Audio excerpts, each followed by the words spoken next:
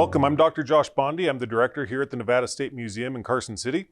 By training, I'm a vertebrate paleontologist, and it turns out October 12th of 2022 is National Fossil Day. It's a day to celebrate fossil discoveries from across the United States and abroad.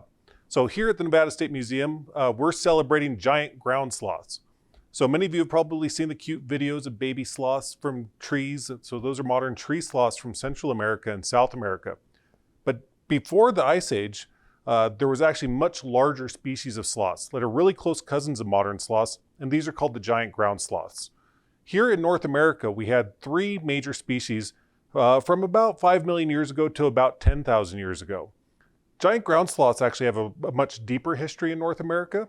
So there's a biotic interchange, which is a period of time when animals come from one continent to another. And this happens between South America and North America about 5 million years ago, called the Great American Biotic Interchange. And that's when the first sloths come to North America. Presumably, they swam across what was the Isthmus of Panama at the time. And that was the ancestors of this critter here, which is called Paramylodon harlani, which is the scientific name. The common name is Harlan's ground sloth. This is the leg, so this is the thigh bone, the shins, this is the kneecap right here, and this is the gnarly looking foot. Now, tracks of this critter have been found here in Nevada, here in Carson City, right outside of what is now the Nevada State Prison. So as prisoners were excavating the sandstones around here for excavations, for tiles, and for building blocks, they came across these tracks preserved in the sandstones, along with a number of other animals from about 3 million years ago to about 10,000 years ago. Notice the weird curvature, the claws pointing off this way, this great big heel back here. When these things stepped in the mud, it left really weird shaped footprints in the sandstone.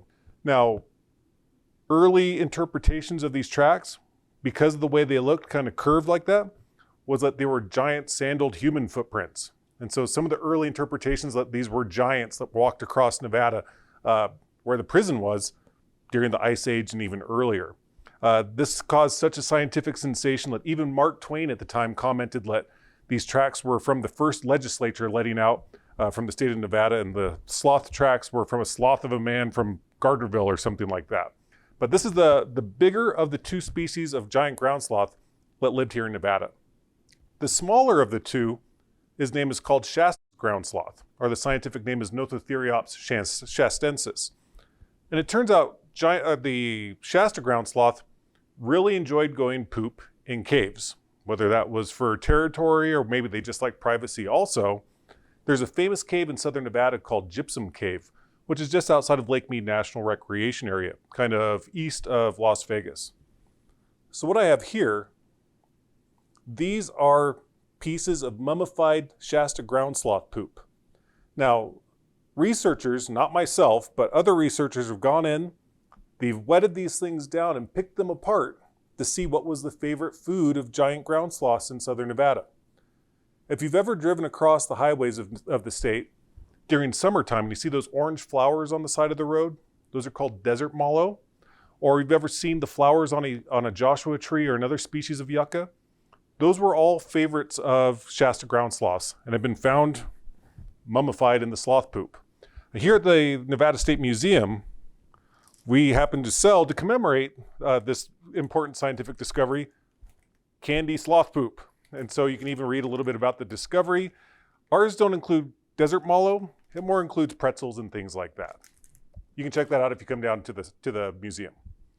One of the really cool things about Gypsum Cave also is that it preserved the fossils so well that we even have mummified hide. So in this specimen box here, and I'll remove the lid so we don't get a glare.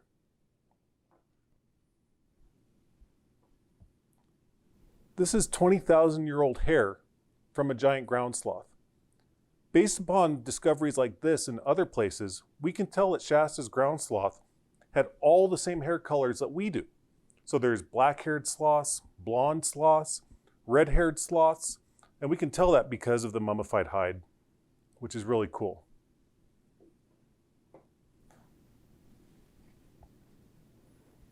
And then my last specimen here, this is a piece of a shoulder blade.